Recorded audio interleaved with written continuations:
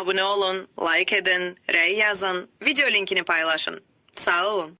Salam, 7-ci sinifdən səhifə 34-dəki sualların izahına baxaq.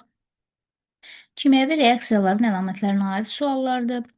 Birinci sual, kibritin yandırılması zamanı kimyəvi reaksiyanın hansı əlamətləri müşahidə olunur? Kibrit yanan zaman işıq ayrılır, istilik ayrılır, rəng dəyişir,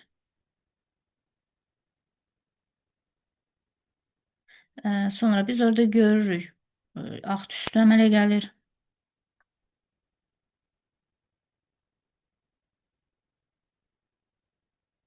Əslində tüstü orada qaz halında olmur. P2O5-dir orada əmələ gələn. Sadəcə qazla qarışdığı üçün biz onu qaz kimi görürük. Ağ tüstü. Yəni tüstünün tərkib hissəsi qarışıq. Tüstü ümumiyyətlə qarışıqdır. Yəni təkcə qazlardan ibarət deyil də. Məsələn, orada toz hissəciklər falan filan belə şeylər də ola bilər. İkinci suala baxaq. Əvvəlki bölmələrdə kimyəvi reaksiyanın getməsi ilə müşahidə olunan hansı laboratoriya təcrübələri aparmırsınız? Deməli, əvvəlki bölmələrdə kristallik kükürdün plastik kükürdə çevrilməsi və əksinə. Burada nə baş verirdi? Rəng dəyişikliyi, çay sodasının parçalanmasını aparmışıq, sonra qazın ayrılması baş verir orada. Dəmir və kükürdün reaksiyasında yenə rəng dəyişikliyi baş verir. Şəkər qızdırılanda da rəng dəyişikliyi baş verir. Deməli, əsas bu təcrübələr aparılıb. Bu kimyəvi reaksiyaların hansı əlamətləri müşahidə olunub, onu da artıq hər birini dedikdə vurğuladıq. Öyrəndiklərinizi yoxlayın hissəsinə baxaq. Kimyəvi reaksiyaların əlamətlərini hansı nümunələrlə göstərə bilərsiniz? Ətrafınızda baş verən belə reaksiyalar nümunə göstərin.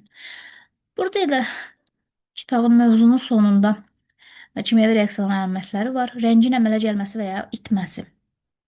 Söküntünün əmələ gəlməsi, qazın ayrılması, iyin əmələ gəlməsi, istiliyin ayrılması və ya udulması, işığın əmələ gəlməsi və başqaları.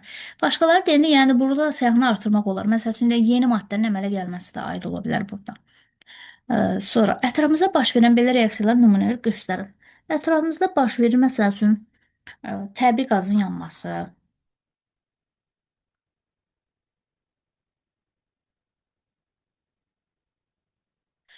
sonra fotosintez prosesi də ola bilər ətrafımızda baş verən.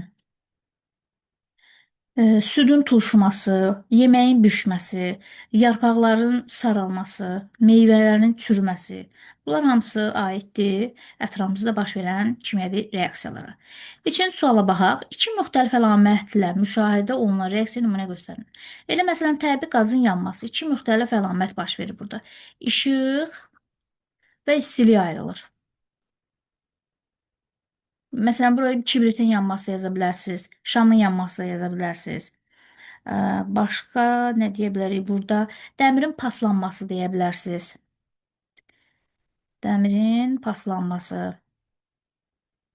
Dəmirin paslanmasında rəng dəyişir, yeni maddə əmələ gəlir. Bunu yaza bilərsiniz. Sonra kağızın yanması, bunu da deyə bilərsiniz. Belə, məncə bu qədər kifayətdir. Sağ olun, salamat qalın.